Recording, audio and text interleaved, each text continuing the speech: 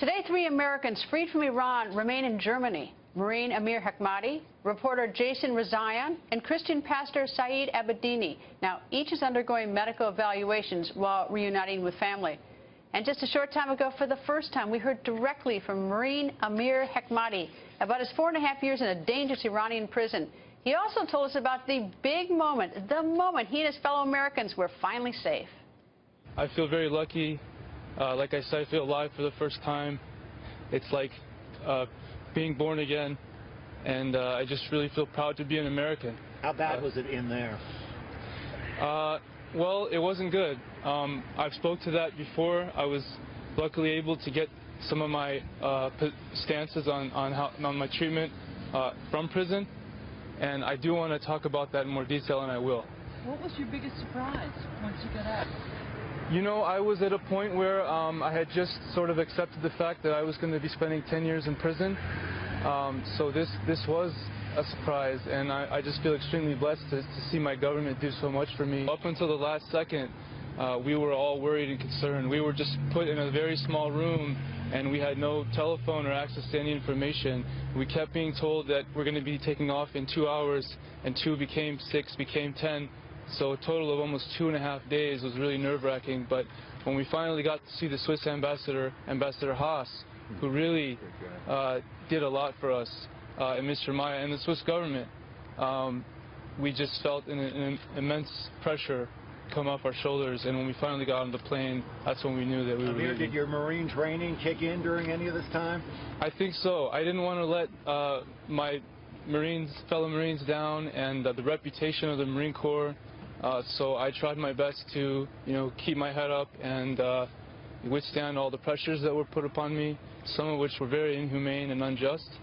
And then hearing about some of my fellow Marines supporting me really gave me the strength to put up with over 4 years of some very difficult times that me and my family went through. So I'm extremely grateful. Semper Fi to all the Marines out there. How are you feeling in yourself physically now?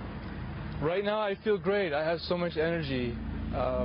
Like I said, I feel alive for the first time. All of the people out there who have been in prison, especially the ones who are in prison unjustly, I'm sure the other Americans feel the same way.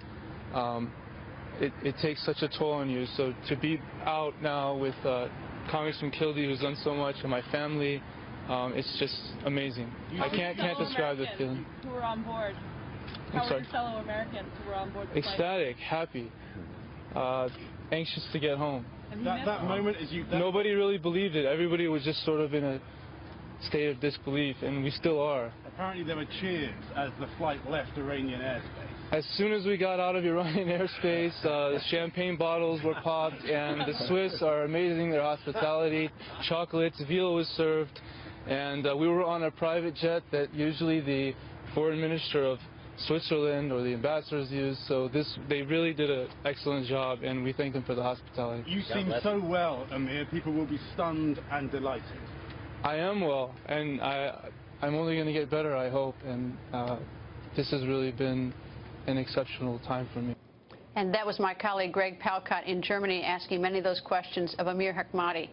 Hekmati, he's a Michigan constituent of Democratic Congressman Dan Kildee, who joins us from Germany. Good evening, sir. And this is about your constituent, but I just want to take about 15 seconds to give you a giant shout-out because you have been a strong advocate for your constituent. And, boy, everyone back in Michigan should be proud. I pound you, Congressman, so many times that I really want to give you a shout-out. So good work. You've been on this since the beginning, sir. Thanks, Greta. I got to say, every time I hear Amir's voice, I just met him yesterday for the first time, which seems odd because I feel like I know him so well. I get choked up when I hear him. Isn't he just an amazing American? The way he spoke, it was incredible. And I got to return the comment, Greta. Thank you for raising this issue the way you did. It made a difference. It made a difference to him, and it also made a difference to getting him home. Thank you, Congressman, but I just, like you, I love hearing his voice, where he says he felt alive for the first time, proud to be an American. He gives you a shout-out. I mean, it's like, this is amazing. When you hear proud to be an American, it does get you choked up. It does, and when you think about it, that was the first time he'd ever given an interview of any type in his lifetime, and he stood up and did it with grace and dignity, the same way he stood up for all those years in prison, I guess. You know, I urged people last night because I said in sort of my jubilation, I neglected to thank the Swiss because, you know, what Dave did is incredible. I love that he thanked the Swiss. I think people should tweet #thanks Swiss. But he talks about the plane, how they had champagne and chocolates, and they did so much heavy lifting. So good for the Swiss, right? Yeah, in fact, I have been meeting with Ambassador Haas for years on this, and he was always there. He's the Swiss ambassador to Iran. He did a lot to make this happen, and I consider him a friend now because I've gotten to know him so well. We owe a great debt of gratitude to the Swiss and particularly to Ambassador Haas. And Amir, you know, is a gracious guy. He recognized that and said so. You know, people may forget, Amir was in custody 4.5 years, and in the beginning, wasn't he sentenced to death? He was for months. First of all, he was gone and nobody knew where he was. Then he was sentenced to death. So, you know, I told Amir today, his story is not just an amazing story unto itself, but it's a testament to anybody who ever thinks that there's no hope, that all hope is lost. If anybody could have justified having that sense about him, it would be Amir in an Iranian prison with a death sentence and no way for us to talk to anybody there. 4.5 years later, he walks out not just a free man, but a kind, thoughtful, articulate young man who we can all be very proud of. That gives hope to anybody who ever thinks that all hope is lost. Indeed. And, Congressman, I know that the other constituents you have are his mother and father is very ill back in Michigan, and they're very excited to see him. But I got to tell you, let me say it again, I admire you immensely because you've been on this one working really, really hard.